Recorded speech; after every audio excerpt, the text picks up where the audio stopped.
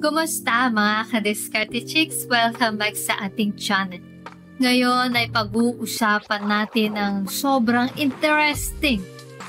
Paano mo nga ba malalaman kung talagang in love ang isang babae sa iyo?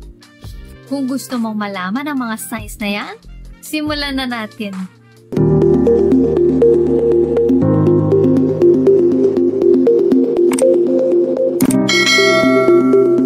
Shoutout nga pala kay Jojo Greg at kay Rons Jiao Black. Salamat sa suporta mga ka-Diskarte Chicks. Mga guys, alam nyo naman na iba't iba ang level ng pagtingin ng babae sa isang lalaki. Minsan gusto ka lang niya, minsan naman may physical attraction lang. Pero ang pinaka-the best, yung bang in love na talaga siya sa'yo. Yan ang pag-uusapan natin ngayon. Ang highest level ng pagtingin ng babae sa lalaki at ito na ang mga palatandaan na talagang in love siya sa iyo. Number 1, inuuna ka niya. Kapag ang babae, kahit gaano pa siya kabisi sa trabaho o sa bahay, ay nagbibigay talaga ng oras para sa iyo. Malaking senyales na malamang in love siya. Sino ba naman ang paglalaan ng oras araw-araw kung hindi siya seryoso, di ba? So number 2, interesado siya sa buhay mo. Guys, malalaman mong hindi lang mababaw ang pagtingin ng isang babae kapag interesado siya sa lahat ng aspeto ng buhay mo. Mula sa history mo nung bata ka, pamilya mo, trabaho at kahit hobbies mo. Kapag ganito siya, hindi lang siya basta gusto ka, kundi may lalim na yung nararamdaman niya. Number 3, nagpapakita siya ng physical affection. Kung holding hands kayo, madalas siyang nakayakap at may mga intimate moments kayong dalawa. Malaki ang posibilidad na in love siya. Physically affection is a clear sign na malalim ang nararamdaman niya para sa iyo. Number 4, nag-e-effort para sa iyo. Guys, kapag ang babae ay nag-e-effort, talagang mapasaya ka o mapaligaya ka tulad ng ipagluluto ka niya or binibilhan ka niya ng regalo o sinusurpresa ka niya at isa ring malaking senyales na in love nga siya sa iyo. Usually kasi hindi mo naman makikitaan yan sa mga babaeng hindi masyadong malalim ang pagtingin sa lalaki. May mga babae kasing hindi naman talaga nag-e-effort or passive sila sa relationship nila. Pero bago tayo magpatuloy, kung hindi ka pa nakakapag-subscribe, baka naman, hit mo ng subscribe button. Now na. As in now na. Number 5, open at honest siya sa'yo.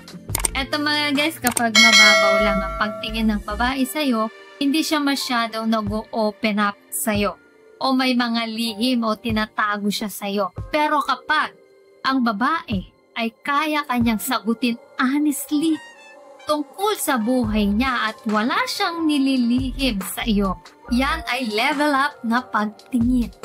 Malamang in love nga siya sa iyo. Number 6, supportive siya sa iyo.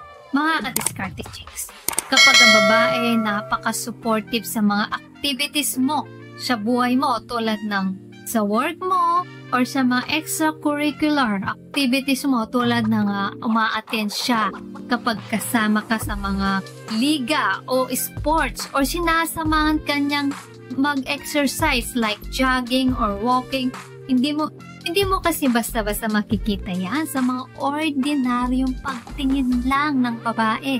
Pero kapag proactive siya sa iyo, sobrang in love niyan sa iyo. Number 7, maalaga siya sa iyo.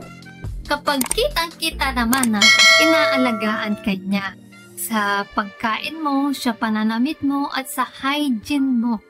At concern na concern siya kapag may iniinda ka sa katawan mo. Napakagandang sign yan mga guys na she is truly in love with you. Number 8, nakikita niya ang future niyang kasama ka. Kapag sa pag-uusap ninyo ay binabanggit niya palagi ang mga future plans niya sa buhay. At syempre kapag kasama ka sa lahat ng yon ay definitely in love nga siya sa'yo. Kasi ang babaeng hindi naman seryoso sa lalaki, hindi naman niya pag-uusapan ng mga future plans niya sa kanya. Number 9, hirap siyang bitawan ka. Guys, kapag ang babae ay hirap na bitawan ka, na to the point na kahit puro kapalpakan na ang ginagawa mo, ay puro kasablay sa kanya, ay nandyan pa rin siya.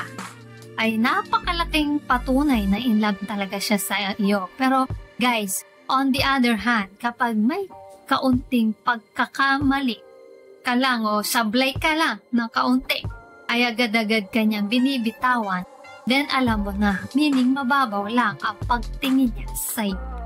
So ayan mga ka-discard chicks, ang siyam na signs na talagang in love sa'yo ang isang babae.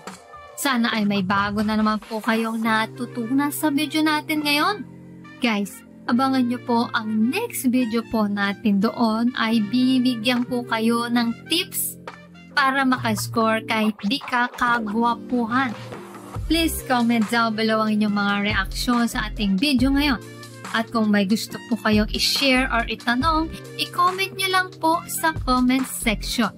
Kung nagustuhan nyo po ang video na ito, ay huwag kalimutang mag-like, share, and subscribe para sa iba pang useful na content tulad nito. Maraming salamat sa panonood. Hanggang sa susunod na video, ingat kayo palagi. Let's spread.